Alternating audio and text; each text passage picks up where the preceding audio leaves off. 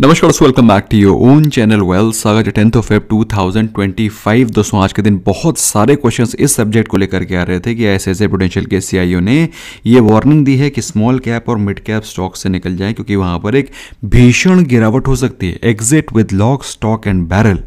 This is the phrase which has been used by mister S Naren, जो कि ICICI AMC के CIO हैं, chief investment officer हैं। तो दोस्तों, ये क्वेश्चन समझना बहुत ज़रूरी है। क्या इस समय स्मॉल कैप और मिड कैप बहुत ज़्यादा ओवर वैल्यूड है? क्या यहाँ पे एक बहुत बड़ा क्रैश स्मॉल कैप और मिड कैप में आ सकता है कि ये सिर्फ एक अफवाह कि हमें इससे बचना चाहिए?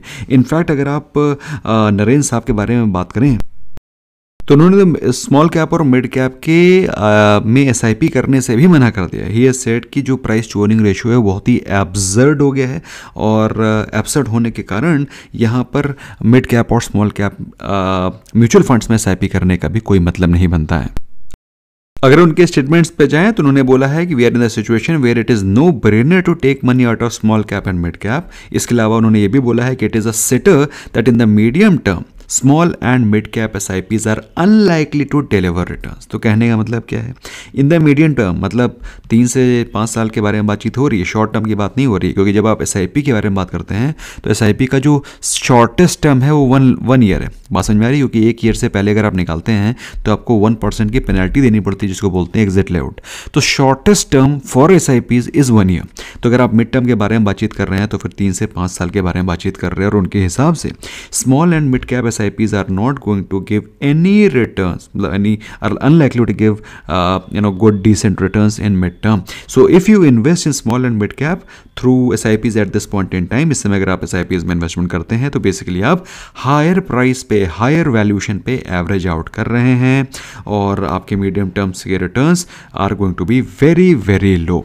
अब दोस्तों, ये चीज़ हम लोग बीच बीच में बोलते रहते थे तो काफ़ी सारे क्वेश्चन आते थे कि सर आप SIP के दुश्मन हैं, आप SIP को क्यों मना करते हैं? लेकिन फिलहाल अभी CIO साहब ने बात बोली है तो हम लोग इसको ये एनालाइज करने की कोशिश करेंगे, क्या मिड कैप और स्मॉल कैप्स इस समय बहुत ही एक्सॉर्बिटेंट वैल्यूएशन पे ट्रेड कर रहे हैं? Let's understand.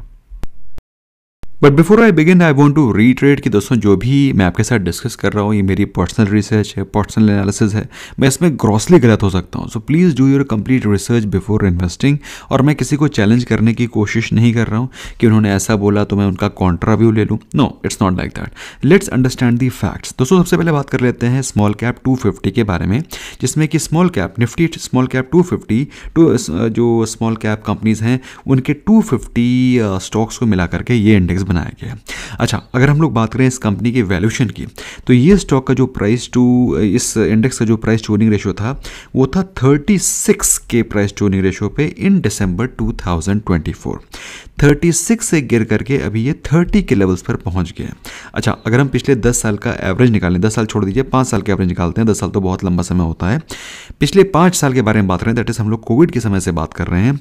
कोविड के समय अगर आप देखें 2020, द कोविड के समय जब बिल्कुल एकदम क्रैश चल रहा था, बुरी हालत थी, उस समय इस इंडेक्स के जो प्राइस टू अर्निंग रेशियो था वो था 60। आप समझ पा रहे हैं? 60 के PE पे ये इंडेक्स ट्रेड कर रहा था। अगर हम लोग मीडियन के बारे में बात कर लें कि जिस वैल्यूएशन पे ये अभी ट्रेड कर रहा है तो इंडेक्स का जो मीडियन PE है वो इस समय 31.9 के आसपास है। और अगर आप मीडियन PE के बारे में बात करें तो मीडियन PE से ज़्यादा हाई वैल्यूएशन पे ये इंडेक्स ट्रेड नहीं कर रहा है। If you see here the index is almost nearing it's median. तो आप ये तो बिल्कुल नहीं कह सकते कि ये जो प्राइस टू अर्निंग रेशियो है 60 पहुँच गया है। भाई, स्मॉल कैप कंपनीज ने एक अच्छी अर्निंग कर्व्स जनरेट करी हैं। What is price to earning ratio? What is price to earning ratio?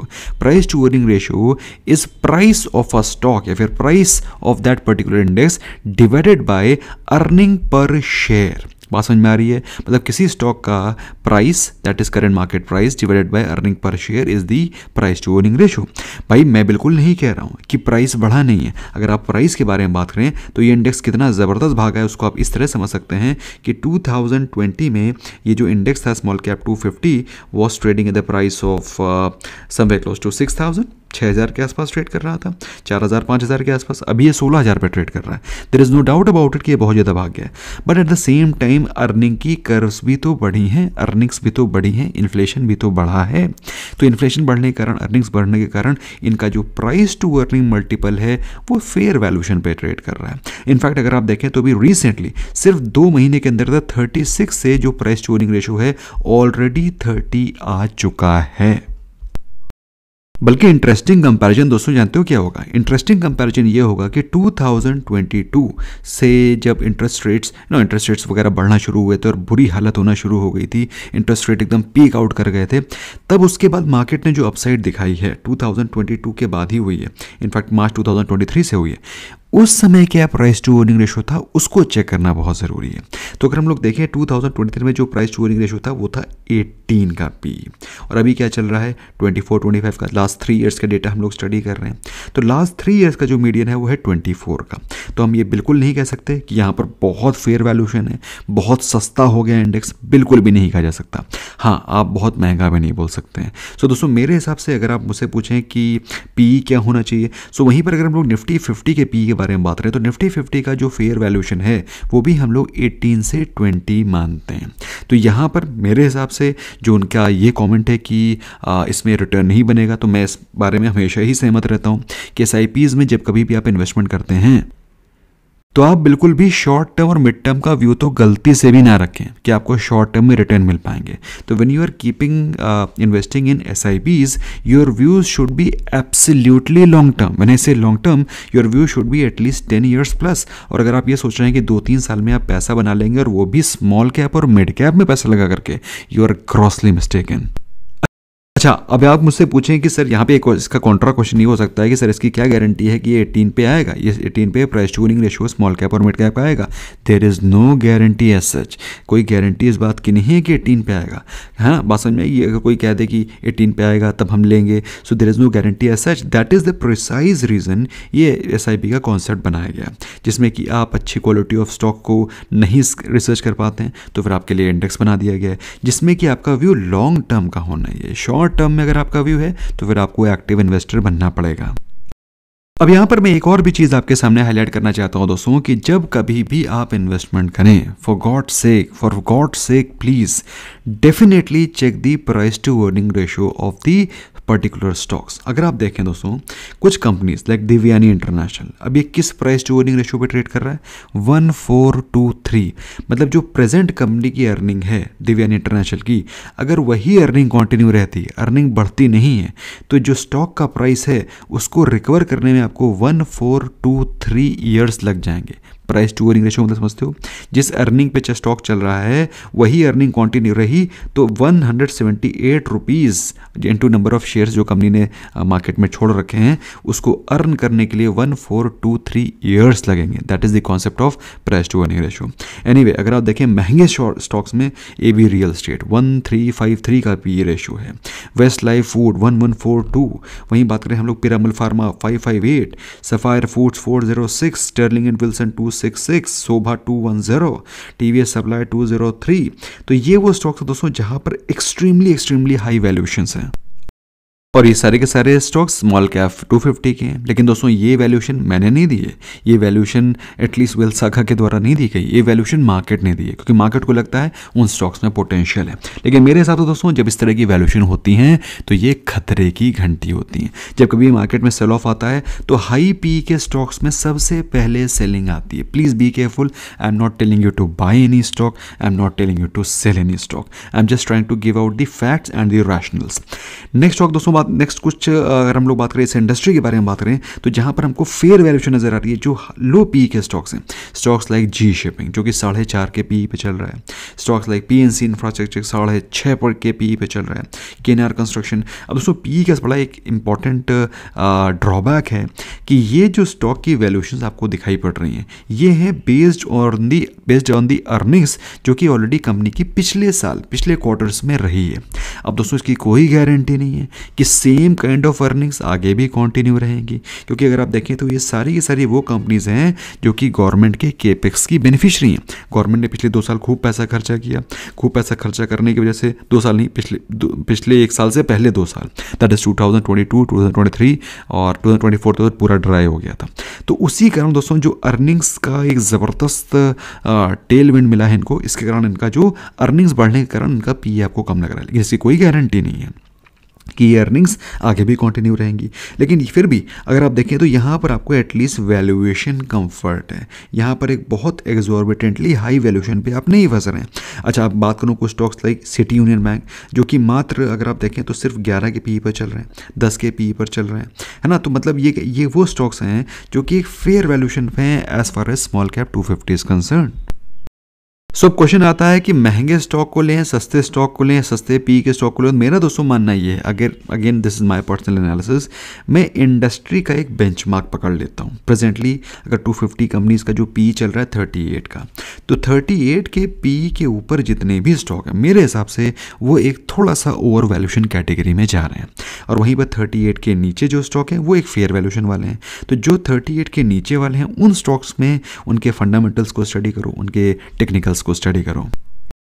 भाई ये तो बात हो गई मिड कैप स्मॉल कैप की। अब वही मिड कैप पे अगर नजर डालें तो मिड कैप 150 में 150 स्टॉक हैं जो कि मिड कैप कैटेगरी के स्टॉक हैं। अच्छा, मिड कैप कैटेगरी का मतलब सिंपल सी बात है कि ये वो स्टॉक्स हैं जो कि टॉप 100, पहले तो आपको पता होना चाहिए लार्ज कैप स्टॉक क्या होता है। तो लार्ज कैप स्टॉक मतलब जो मार्केट कैपिटलाइजेशन में 1 से लेकर के 100 तक की जिनकी मार्केट कैप है, टॉप मार्केट कैप है, वो लार्ज कैप स्टॉक है। पहले इनकी मार्केट कैप पहले कैलकुलेट करते थे 25,000 करोड़ के ऊपर की मार्केट कैप को लार्ज कैप बोलेंगे, 10,000 की, और 10,000 से 25,000 को मिड कैप बोलेंगे। अभी ऐसा फंडा नहीं है। अभी क्या भैया, 1 से लेकर के 100 तक जिसकी मार्केट कैप है वो है लार्ज कैप। वहीं पर 101 से लेकर के 250 तक जो स्टॉक्स हैं वो सारे के सारे मिड कैप कहलाएंगे, और 250 and below, that is 251 and below जितने भी मार्केट कैप के स्टॉक हैं वो सारे के सारे स्मॉल कैप स्टॉक हैं। और उनमें फिर अगर और छोटी हो जाएगा तो फिर माइक्रो कैप चले जाएंगे और एंड सो ऑन। सो दोस्तों अगर हम लोग बात कर रहे हैं मिड कैप 150 की, तो ये वो स्टॉक हैं जो कि 101 से 250, मतलब समझ रहे हो, मिड कैप कैटेगरी के वो स्टॉक्स हैं जिनका कि अगर हम लोग बात करें पिछले 3 साल का पी, 3 साल में अगर आप देखें तो ये मिड कैप का जो इंडेक्स था वो 12,000 से बढ़ करके 22,000 पहुँच गया। वहीं वैल्यूएशन के फ्रंट में बात करें तो जहाँ पर इनका जो वैल्यूएशन था 25-26 के आसपास था 2024 तक, जो कि बढ़ करके अगर आप देखें तो ये पी ऊपर चला गया। पी ऊपर क्यों चला गया? क्योंकि यहाँ तक तो इनकी अर्निंग्स अच्छी आ रही थी 2024 तक, और जैसे ही गवर्नमेंट ने केपेक्स का खाका हटाया उसके बाद से इनकी अर्निंग्स डाउन हो गई, लेकिन प्राइस डाउन नहीं हुआ, जिसकी वजह से पी आपको बढ़ा हुआ दिखाई पड़ रहा है। तो मुझे यहाँ पर साफ साफ दिखाई पड़ रहा है कि स्मॉल कैप तो फिर भी ठीक है, लेकिन मिड कैप में क्लियर कट ओवर वैल्यूएशन दिखाई पड़ रही है।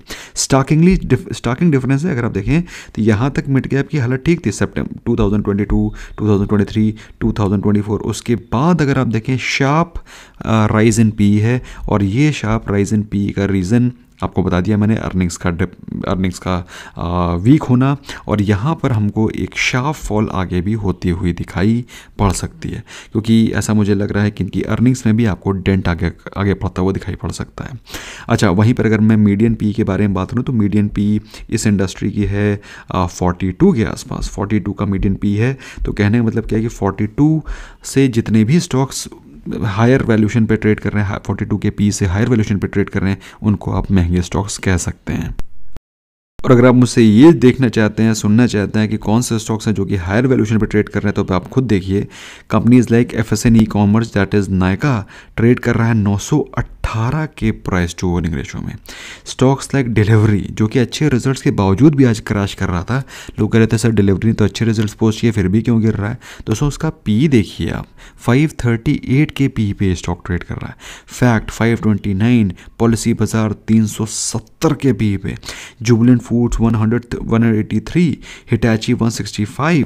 सो दोस्तों अब मैं ये नहीं कह रहा हूँ कि हिटैची एनर्जी खराब शेयर है, खराब शेयर नहीं, क्योंकि इसको जो प्राइस टू अर्निंग रेशो दिया गया है, ये पी हमने या फिर मैंने या फिर सागर ने नहीं दिए, इसको मार्केट ने दिए। मार्केट को लगता है कि हिटाची एनर्जी में पोटेंशियल है, वो कमा लेगा, उसकी अर्निंग्स आगे कैचअप कर जाएंगी, इस कारण मार्केट ने उसको ये वैल्यूएशन दी है। अगर अर्निंग्स कैचअप नहीं करेंगी, स्टॉक में क्रैश आएगा। अब इसकी कोई गारंटी नहीं है कि अर्निंग्स कैचअप करेंगी, क्योंकि दोस्तों गवर्नमेंट ने केपेक्स इस बार बिल्कुल भी नहीं बढ़ाया। गवर्नमेंट ने केपेक्स नहीं बढ़ाया तो कंपनीज, स्पेशली इंफ्रास्ट्रक्चर कंपनीज के पास बहुत मैसिव, भाई देखो गवर्नमेंट ने क्या करा है, 12 लाख तक का टैक्स रिड्यूस कर दिया है। 12 लाख तक का टैक्स मतलब हमारे जैसे लोगों के हमारे और आप जैसे जो मिडिल क्लास लोग हैं उनके टैक्स को रिड्यूस करने से इंडिया की इकोनॉमी पे कोई इम्पैक्ट पड़ने नहीं वाला, कंजम्पशन बढ़ेगा। अगर आप इंडिया का इंफ्रास्ट्रक्चर डेवलप होगा, I personally don't feel so, क्योंकि इंडिया का इंफ्रास्ट्रक्चर डेवलप तब होगा जब गवर्नमेंट अपना केपेक्स बढ़ाएगी, गवर्नमेंट स्पेंडिंग करेगी। तो दोस्तों मेरे हिसाब से ये सारी की सारी कंपनीज़ को थोड़ा सा नेगेटिव इम्पैक्ट पड़ता हुआ दिखाई पड़ सकता है। And that is the reason why जो ICICI बैंक के CIO हैं, that is the reason why he is slightly worried, और वो चीज़ें हमको दिखाई भी पड़ रही हैं। We are able to see this on the charts as well. So मेरे हिसाब से दोस्तों अगर आप मुझसे पूछें कि इससे अल्टीमेटली क्या निष्कर्ष निकल रहा है, मेरा निष्कर्ष सिर्फ एक है दोस्तों, एक नहीं है बल्कि दो हैं। पहली चीज़ तो अगर आप SIP कर रहे हैं तो फिर आप SIP में कम से कम शॉर्ट टर्म में तो बिल्कुल भी मत सोचें। दैट इज़ अगर आप सोच रहे हैं कि 2 साल में 3 साल में कुछ पैसा बन जाएगा, तो you are highly mistaken. Please, मतलब मैं तो ये नहीं कहूँगा कि आप SIP बंद कर दें, लेकिन अगर आप SIP को 2-3 साल के लिए सोच करके बैठे हुए हैं then it's a very big mistake. और ये मैं बार बार बोलता रहता हूँ, आज ICICI बैंक के CIO ने बोल दिया तो शायद आपके नए चक्षु खुल गए होंगे। दूसरी चीज़, पहली चीज़ तो ये हो गई। दूसरी चीज़ है कि अगर आप मिड कैप और स्मॉल कैप स्टॉक्स में डायरेक्टली इन्वेस्टमेंट करना पसंद करते हैं तो मेरे हिसाब से यहाँ पर आपको अर्निंग्स में आगे भी डेंट दिखाई पड़ सकता है। Please be careful. इसमें क्या है, आप आराम से ट्रेड वेट करो और जिस भी स्टॉक में आपको ट्रेड करना है, इन्वेस्ट करना है, उसकी पक्का वैल्यूएशन चेक कर लो, क्योंकि अगर वैल्यूएशन उसकी महंगी है तो उसमें पैसा नहीं बनेगा, बल्कि अगर उसके अर्निंग्स में थोड़ी सी गिरावट आई, काफ़ी तेज़ी से स्टॉक में फॉल आ सकती है।